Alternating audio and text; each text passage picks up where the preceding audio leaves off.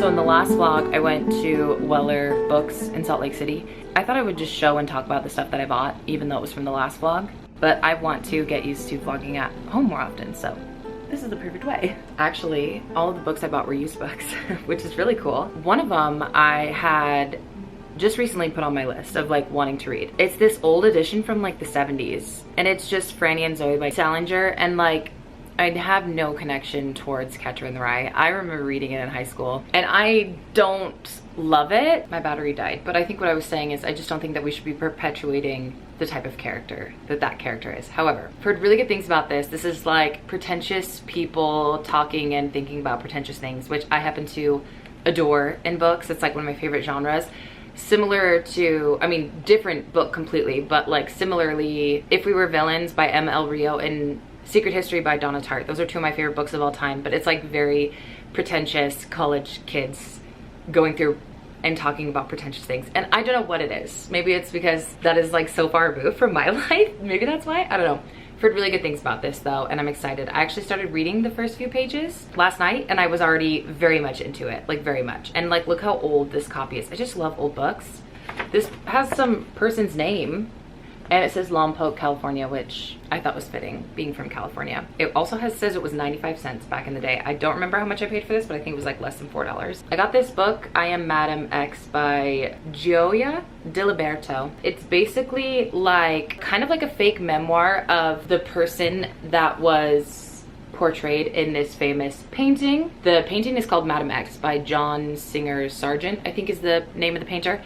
Anyway, this person wrote a book about this, and I'm very much into it. I love the idea of learning about some miserable but also rich but also lost girl in this painting. I don't know. When we were leaving the bookstore, they had a few shelves with a bunch of books for $1, and I was with my friend Alexa, who I've mentioned a few times because we went to training together. She's one of my closest friends from training, and we also did CQ together, and she was on a Salt Lake layover, so I was hanging out with her for a few hours. We went to lunch and everything, but she said, have you read Sister Carrie? And I said no, and she said, you have to buy this edition. It was for $1 freaking dollar, like $1 single dollar. And let's see when it was printed. I don't know. This isn't like a publisher, normal publisher page. In my Paris vlog, when we had that one day in Paris, after we went to Corsica and Nice, I really wanted to go to the Orsay, which is just the museum. I don't know if you've like ever seen a photo, but there's this like big clock, and you can stand on the other side of it, so you see a lot of photos. Anyway, it's a museum that I really want to go to because it has a lot of my favorite paintings. This is some random guide to the Musée d'Orsay, and I don't know why it ended up in this bookstore in Salt Lake City, but it just shows like the paintings that are in the museum and what section of the museum they're in, and it gives like background about the paintings, which I'm obsessed with. Like, not just paintings, also like sculptures and other forms of art. This was $1 single dollar, and like, to me, that's kind of a steal. There's some Van Gogh work. Anyway, really cool. And then somebody's guide. I wonder if this has a year on it. June 1988. Oh my gosh, I wonder how much has changed. So this book is probably from 1988, which is really cool. Then I saw this, and this was not $1. I think I paid like $12 for this, but it's just this random book about French paintings that were acquired from the USSR, which obviously means this book is pretty old. This is also from 1988. Was that when the other one was from? Yeah, that's random. I think these were just paintings that were acquired by the USSR around this time period for the National Gallery of Art in London. But I just, like, to me, this is something like, oh, I'll just pick up every now and then and read the quick little story about the painting. But anyway, this is like just a perfect little book for me.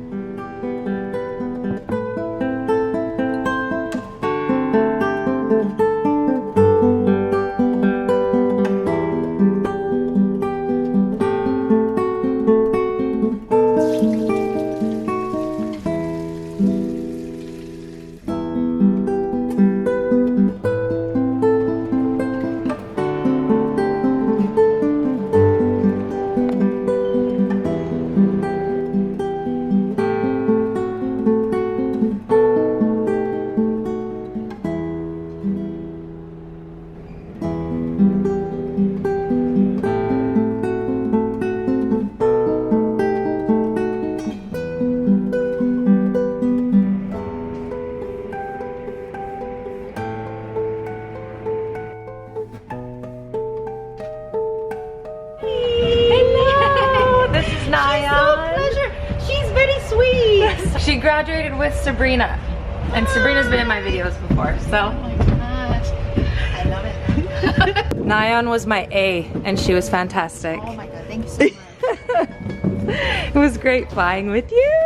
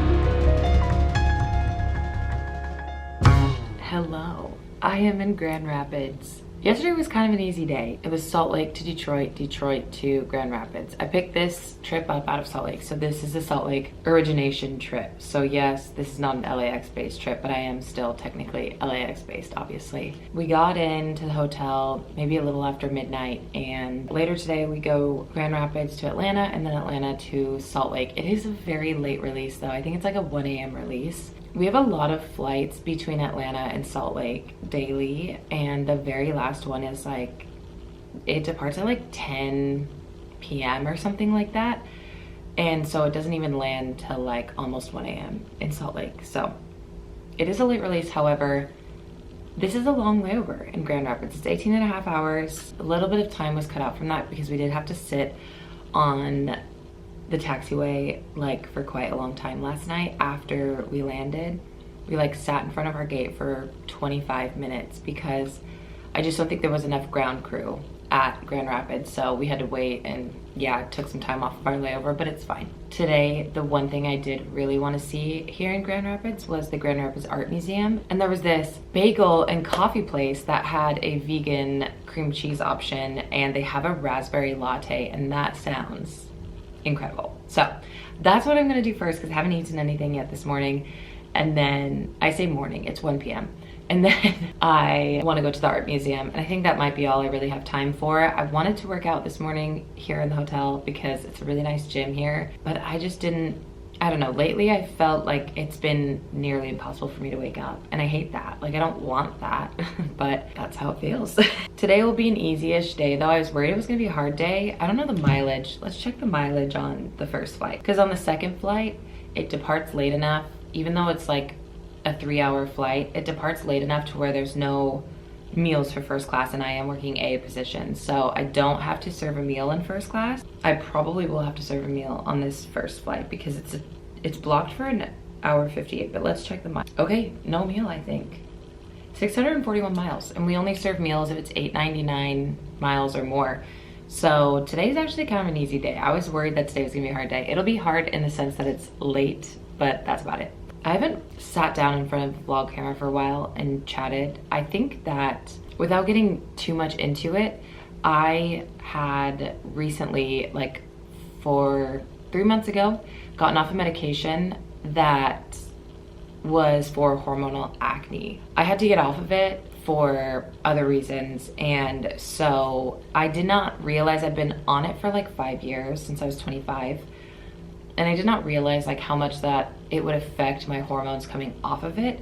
So I think especially women, you might have heard it before, but like men have like a 1-day cycle and women's cycles are like anywhere from 27 to 30 days, because it's, you know, the cycle, the menstrual cycle, everything involved in that. I have felt so off, and I don't even mean like confidence wise.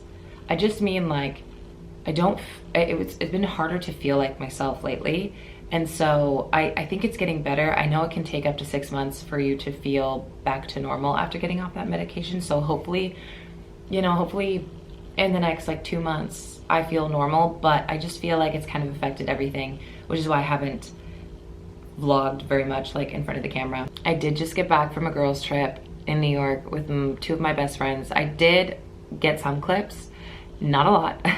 The whole last day we were there, it was like quite literally pouring rain. Like we had umbrellas and we were still getting soaking wet. So I didn't even take a single photo that day, like outside of like selfies with friends. And that was when we were like indoors at a coffee shop. Like it was just so wet outside, so I didn't vlog anything from that day, which is sad because we went to Soho and I do love that area of New York. But I did get some other cute clips, and we had a great time. We had a fantastic time. Anyway, I'm gonna get ready to go out and go to that bagel shop and then go to the art museum.